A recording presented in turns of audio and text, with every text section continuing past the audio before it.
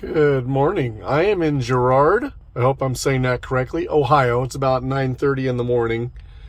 Finally, some nice weather. Still cold, about 35 degrees here.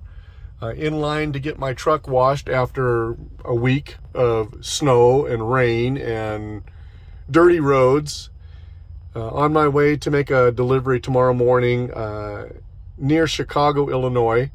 And of course, I just checked the weather, and tomorrow it's supposed to be raining in Chicago. So, the life of getting your truck washed.